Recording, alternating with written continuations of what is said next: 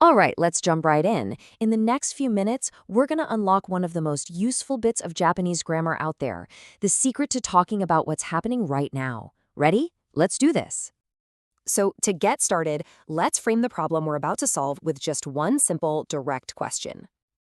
No, really, think about it. What are you doing? Are you watching this? Maybe drinking some coffee? How would you actually say any of that in Japanese? And see, that's the tricky part. You might know the dictionary form for to watch is miru. But just saying miru doesn't mean you are watching something this very second.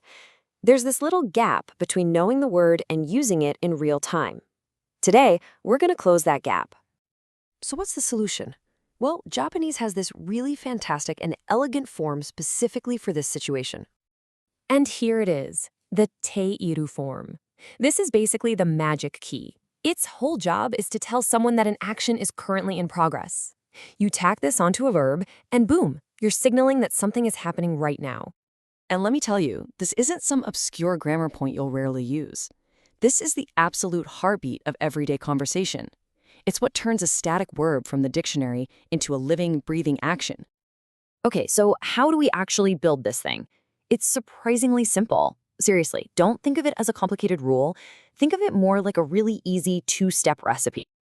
And yep, that's the whole recipe. Just two simple steps. First, you take a verb and get it into what's called its te form. Then you just add imasu to the end. That's it. Put them together and you've got your right now form. Now, this first ingredient, the te form, is a whole topic in itself, and we'll cover that another day. But for now, you can kind of see the pattern, right? The verb to eat, taberu, becomes tabete. To read, yomu, becomes yonde. This is the essential base we build on. All right, we've got our recipe. Now it's time for the fun part. Let's see this thing in action with some real-world examples. Okay, first up, Sora is studying right now. The verb here is to study, or benkyou suru. We grab its T form, which is shite, we add imasu, and we get shitemasu.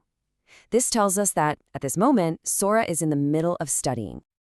Let's look at another one. To read is yomo, and its te form is yonde. Add imasu, and you get yonde imasu.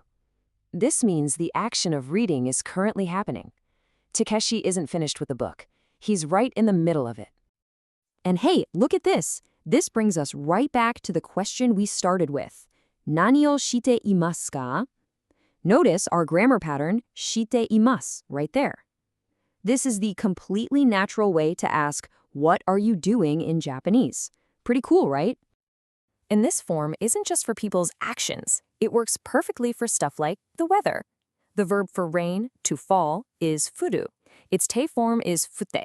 So fute imasu means the rain is literally falling from the sky as we speak.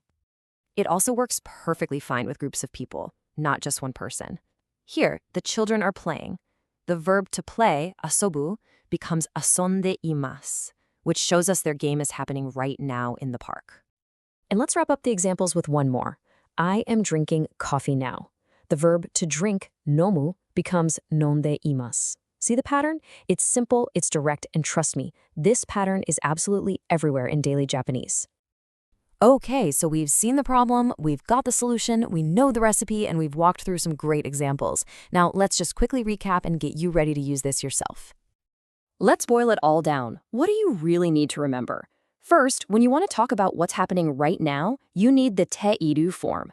Second, the recipe is always the same, verb, te form plus imasu. And finally, this isn't optional. You really can't have a natural conversation in Japanese without this. Which brings us right back to where we started. But this time, there's one huge difference. Now you actually have the tools to answer. So I'll ask you one more time. Ima nani o shite imasu ka? Maybe your answer is Nihongo o benkyou shite imasu. I am studying Japanese. Go ahead, give it a try. We'll leave you with that.